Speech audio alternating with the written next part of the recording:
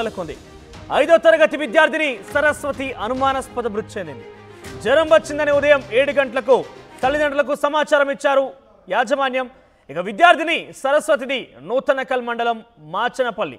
ఉదయం తీవ్ర జ్వరం రావడంతో ఆసుపత్రి తరలించామని, ఆలోపే చనిపోయిందని చెప్తున్నారు హాస్టల్ సిబ్బంది. ఇక సిబ్బంది నిర్లక్ష్యం వల్లే తమ కూతురు చనిపోయిందని గుండెలు పగిలేలా ఏడుస్తున్నారు విద్యార్థి తల్లిదండ్రులు. సో మొత్తం మీద నల్గొండలో విషాదం నెలకొంది. ఒక చిన్నారి జ్వరం కారణంగా చనిపోయినట్టుగా సిబ్బంది చెప్తున్నారు. అదే సిబ్బంది నిర్లక్ష్యమే దీనికి కారణమన్నట్టుగా తెలుస్తోంది. పెద్ద ఎత్తున తల్లిదండ్రులు ఆవేదన వ్యక్తం చేస్తున్నారు. గురుకుల పాఠశాలలో విషాదం నెలకొంది. సూర్యాపేట జిల్లా దోసపాడు గురుకుల పాఠశాలలో జరిగింది ఘటన. 5వ తరగతి చదువుతున్న సరస్వతి అనుమానాస్పద స్థితిలో మృతి చెందింది. జ్వరం వచ్చిందని ఉదయం 7 గంటలకి తల్లిదండ్రులకు సమాచారం ఇచ్చారు స్కూల్ సిబ్బంది. అయితే విద్యార్థిని సరస్వతిని నూతనకల్ మండలంగా తెలుస్తోంది.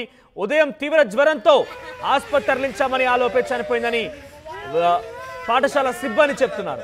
సో మొత్తం మీద నల్గొండ జిల్లాలో తీవ్ర విషాదం నెలకొంది. సూర్యాపేటకు సంబంధించినటువంటి గురుకుల పాఠశాలలో జరిగింది ఘటన. సరస్వతి మృతికి కారణం పూర్తిగా సిబ్బంది నిర్లక్ష్యం అంటూ గుండెలు పగిలేలా ఏడుస్తున్నారు విద్యార్థి తల్లిదండ్రులు.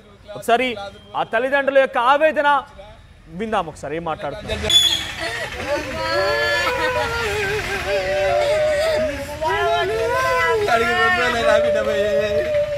అలా నిర్లక్ష్యం వల్ల చనిపోయింది. అలా నిర్లక్ష్యం వల్ల పట్టించుకోవడం వల్ల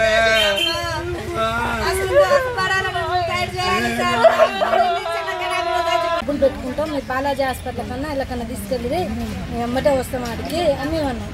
అని అంటే తీసుకెళ్ళండి వేరే హాస్పిటల్నే ఉంటాం మేము 7 చేసింది 8-10కి హాస్పిటల్కి వచ్చేవరకు బాడీ చచ్చిపోయిందని చెప్పి ఇక్కడ దింపుతుంటే చూసిన వాళ్ళందరూ ఆమె చచ్చిపోయిన బాడీని ఆటో నుంచి తీసుకొని వచ్చారు అని ఇక్కడ వాళ్ళు చెప్పింది.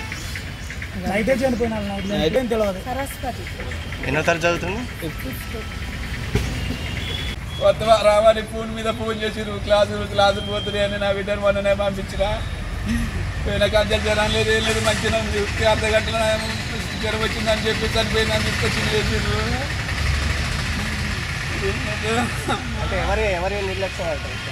ప్రిన్సిపాల్ మేడం స్కూల్లోదే నైట్ ఫోన్ చేసినా పోతున్నాం నా బిడ్డకు అమ్మా ఇంత ప్రయోజనం ఇవ్వలే నాకు. ఇప్పుడు అర్ధగంటలో ఫోన్ చేసి చనిపోయింది అంటున్నాను. నేను ఎట్లా అయ్యో రావా. మాది మాచనపల్లి నూతనకల్ మండలం సింగరేడిపాలెం గారి సీట్ వచ్చింది. పోయిన నెల 19వ తారీఖు చేర్పించి మొన్న సండే రోజు తీసుకుపోయినా 2 రోజులు ఉంచుకున్న తోలొచ్చిన బేస్తారం తోలొచ్చిన. పాపకి ఎలాంటి జ్వరం లేదు, ఎలాంటిది లేదు.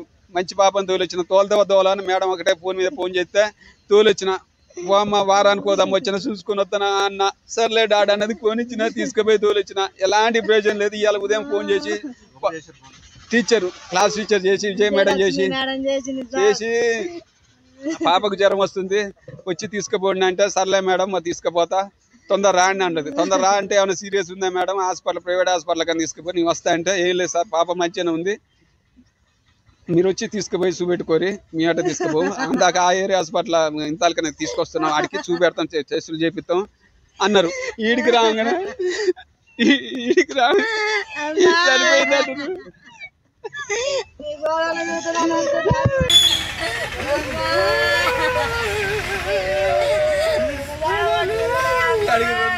సూర్యాపేట జిల్లా దోసపాడు గురుకుల పాఠశాలలో జరిగింది విషాద ఘటన.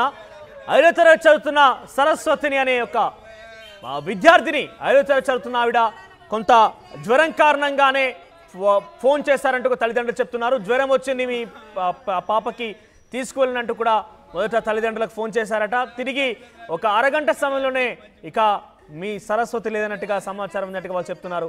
సో జ్వరం కారణంగా ఒక అమ్మాయి మరణిస్తుందా అంటే, అంత తీవ్రంగా జ్వరం వస్తే ముందుగా యాజమాన్యం ఏం చేసినట్టు, సిబ్బంది ఏం చేస్తున్నట్టు, ముమ్మాటికి నిర్లక్ష్యంగా అనుభవించాల్సిన అవసరం అయితే ఉంటుంది. ఒకసారి మా ప్రతినిధి రమేష్ దగ్గరికి వెళ్దాం. రమేష్, జ్వరం రావడానికి, సరస్వతి మరణించడానికి అదే జ్వరమే కారణమా? అంటే అంత తీవ్రంగా జ్వరం వచ్చిన నేపథ్యంలో సిబ్బంది గమనించలేకపోయినా సిబ్బంది ఏం చేస్తున్నట్టు?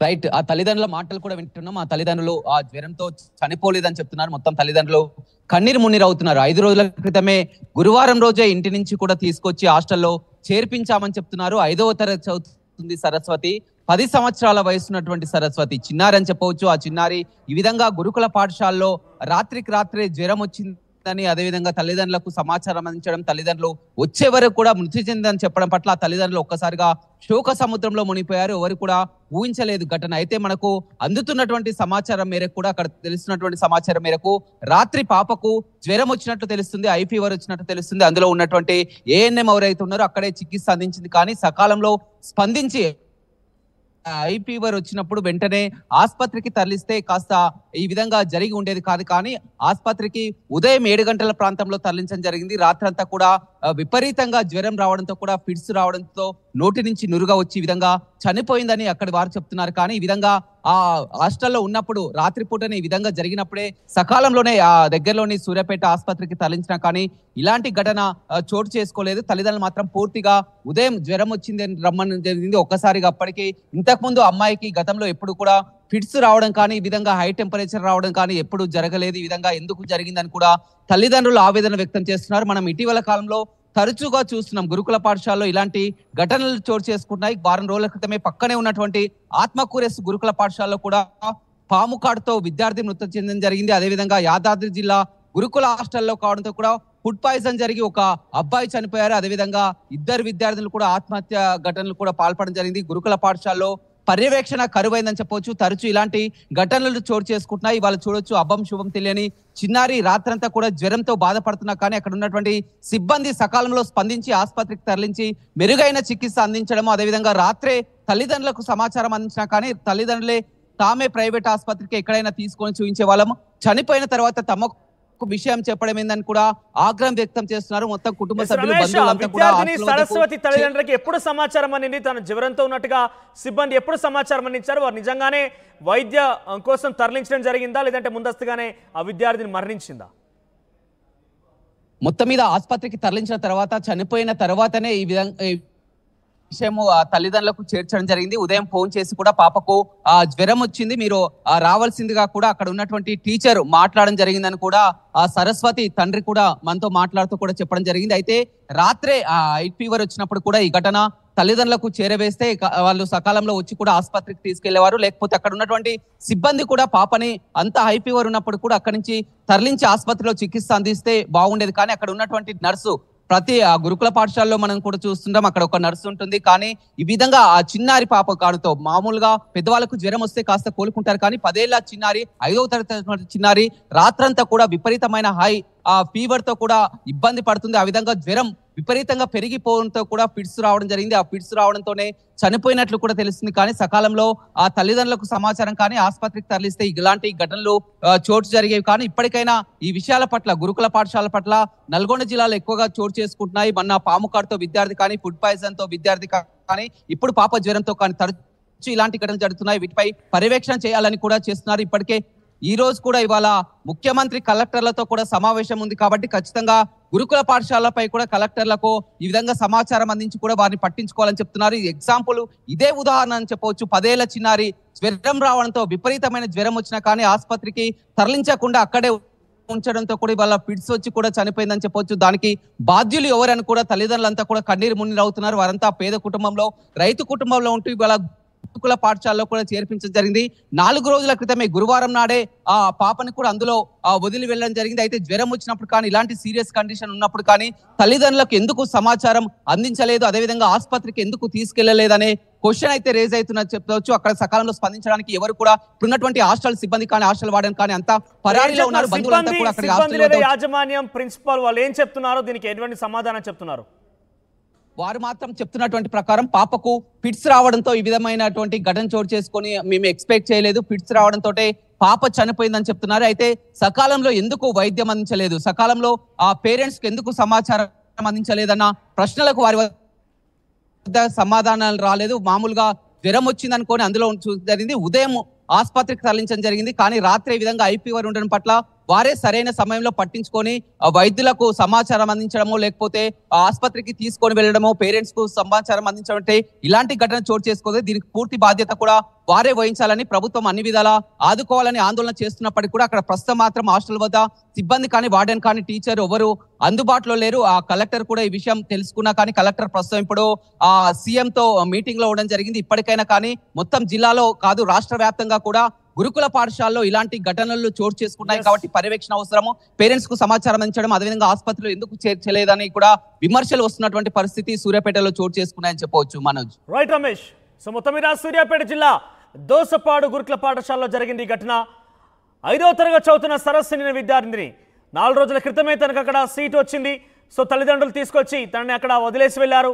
తర్వాత 4 రోజుల తర్వాత ఇప్పుడు చూస్తే కనుక సాయంత్రం నుంచి జ్వరం వచ్చినట్టుగా సిబ్బంది చెప్తున్నారు. అయితే అక్కడ లోకల్గా ఉన్నటువంటి ఆ స్కూల్లో ఉన్నటువంటి సిబ్బంది కొంత వైద్య సిబ్బంది తనకి కొంతగా ట్రీట్ చేశారు.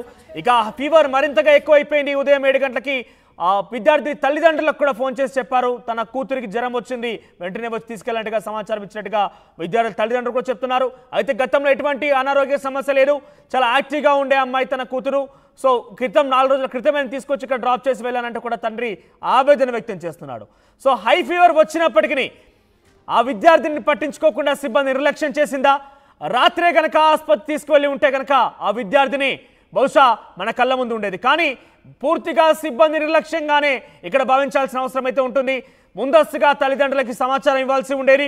ఆ తర్వాత ఫీవర్ అని గమనించిన వెంటనే ఒకవేళ కనుక అది క్రిటికల్గా మారుతున్న నేపథ్యంలో లోకల్గా ఉన్నటువంటి వైద్య సిబ్బంది ఆ స్కూల్లో ఉన్నటువంటి వైద్య సిబ్బంది ట్రీట్ చేయకుండా ఒక ఆసుపత్రి కనుక తీసుకెళ్తే డెఫినెట్గా ఈరోజు సరస్వతిని తిరిగి స్కూల్కి వెళ్ళేది. ఆ తల్లిదండ్రులకి కన్నీరు మిగిల్చేది కూడా కాదు. ఆ విద్యార్థిని యొక్క మరణానికి పూర్తిగా పాఠశాల యాజమాన్యం గురుకుల యొక్క పాఠశాల యాజమాన్యం యొక్క నిర్లక్ష్యము సిబ్బంది నిర్లక్ష్యం చాలా సుస్పష్టంగా కనబడుతుంది. ఇటువంటి ఘటన తరచుగా మనం చూస్తూ ఉంటాం.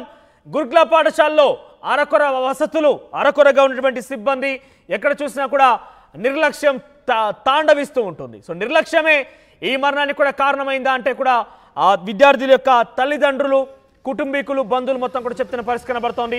సో మొత్తం మీద ఒక నిర్లక్ష్యం విద్యార్థిని మరణానికి కారణమైంది. మరి చూద్దాం ఈ నిర్లక్ష్యానికి ఎటువంటి మూల్యం చెల్లించుకోబోతుందా సిబ్బంది, లేదంటే ముఖ్యమంత్రి ఈరోజు కలెక్టర్లతో ఎస్పీలతో సమావేశం నిర్వహిస్తున్నారు కాబట్టి ఈ చర్చలో ఈ యొక్క మీటింగ్లో ఈ అంశం తలెత్తే అవకాశం. ఎందుకంటే గతంలో కూడా చాలా చోట్ల ఆత్మహత్యత్నానికి కూడా పాల్పడే సంఘటనలు మనం చూసాం, ఆత్మహత్య చేసుకున్న సంఘటనలు చూసాం, చాలా చోట్ల ఫుడ్ పాయిజన్ ఘటనలు చూసాం.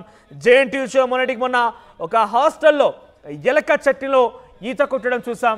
నిన్న కూడా ఒక వీడియో వైరల్ అవుతుంది. జేఎన్టీహెచ్ హైదరాబాద్కి సంబంధించినటువంటి చోట ఏకంగా పిల్లలకు పెట్టేటువంటి ఆహారంని పిల్లులు అంటే క్యాట్స్ తింటున్నటువంటి దృశ్యాలు కూడా సోషల్ మీడియా ట్రెండ్ అవుతున్నాయి. సో ఇటువంటి ఘటన మీద ముఖ్యమంత్రి రేవంత్ రెడ్డి ఏం రియాక్ట్ కాబోతున్నారు, కలెక్టర్కి ఎటువంటి ఆదేశాలు జారీ చేయబోతున్నారు, వారిపై ఎటువంటి యాక్షన్ తీసుకోబోతున్నారు చూడాల్సిన అవసరం అయితే ఉంది. సో మొత్తం మీద సూర్యాపేట జిల్లా దోసపాడు గురుకుల పాఠశాల జరిగిన ఈ ఘటన సర్వత్రా చర్చనీయాంశం అవుతోంది. ఒక విద్యార్థిని మరణానికి కారణమైంది. సిబ్బందిపై ఎటువంటి చర్యలు తీసుకుంటారో చూడాల్సిన అవసరం అయితే ఉంది. ఆ కుటుంబానికి ఎటువంటి న్యాయం చేస్తారో కూడా చూడాలి. జ్వరం వచ్చి పంపించిన నా తప్పండు, నా జ్వరం లేదు మంచుకున్న పాప. మీరు ఎప్పుడు ఫోన్ చేసినా నేను సాయంత్రం చెప్పారు, నేను వద్దునుగా నా బిడ్డను తీసుకొచ్చుకుంటుగా. ఈ సంవత్సరం చేర్పించారా? ఎప్పుడు ఈ సంవత్సరం 4 రోజులు అవుతుంది.